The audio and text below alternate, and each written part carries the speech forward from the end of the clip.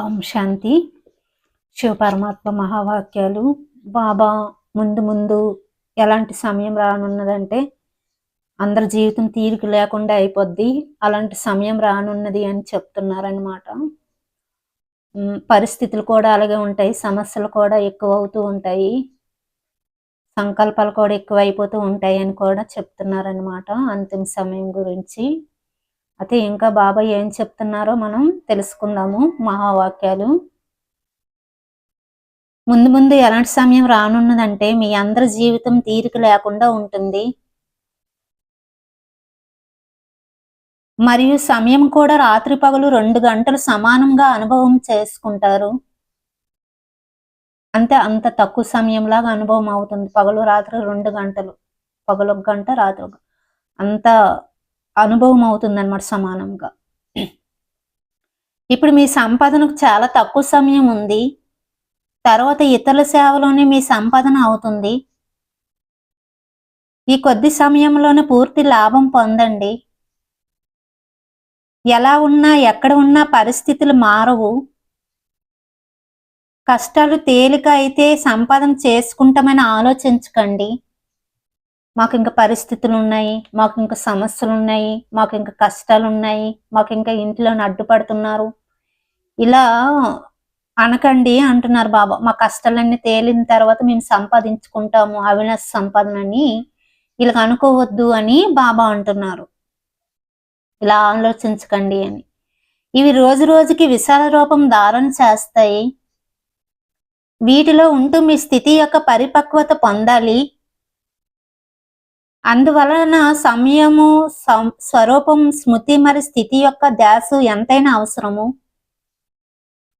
ఆదిలో సింధు హైదరాబాద్ యొక్క శక్తిని చూశారు, అదే విధంగా ఇప్పుడు ఈ దక్షిణ హైదరాబాద్కి కూడా శక్తి చూపించాలి. భక్తులు మరి ప్రజలు ఎంతమంది తయారయ్యారు అనేది కూడా తెలుస్తుంది కదా.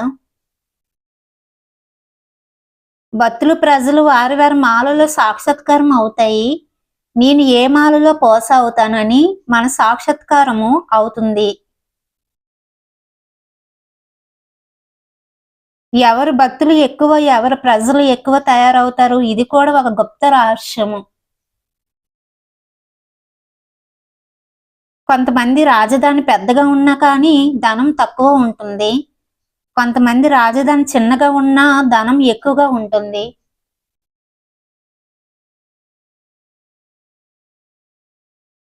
ఇది కూడా గుప్త రహస్యము. భక్తులైతే అంతిమంలో నిమిషంలో తయారవుతారు, అంటే లాస్ట్ లో భక్తులందరూ తయారైపోతారు, అందరూ మహిమ చేస్తారు అంటున్నారు బాబా. ఇక్కడ భక్తులు నమస్కారం చేస్తారు, ప్రజలు కాదు, మహిమ చేస్తారు, తర్వాత వారే పూజ చేస్తారు. ఇవన్నీ తర్వాత తెలుస్తాయి. రోజు రోజుకి సేవ పెరుగుతుంది, సమస్యలు సంకల్పాలు కూడా పెరిగిపోతాయి.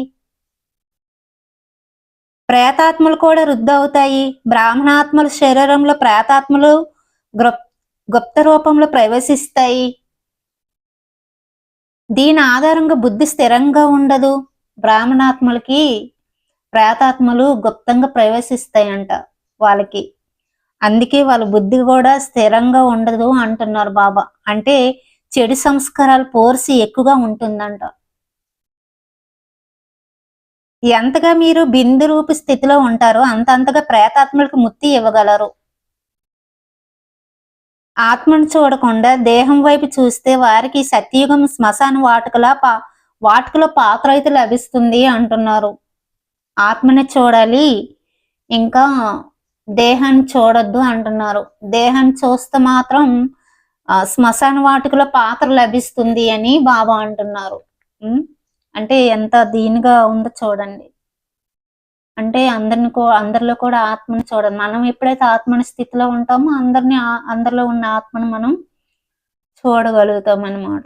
మనం దేహాభిమాన స్థితిలో ఉంటే ఇంకా ఆత్మాభిమాన స్థితిలోని ఇంకెవరిని ఆ విధంగా చూడలేము. అదే బాబా అంటున్నారు, ఒకవేళ ఆ విధంగా చూస్తే శ్మశాన వాటికలో మీకు పాత్ర లభిస్తుంది అని. అచ్చా. ఓం శాంతి.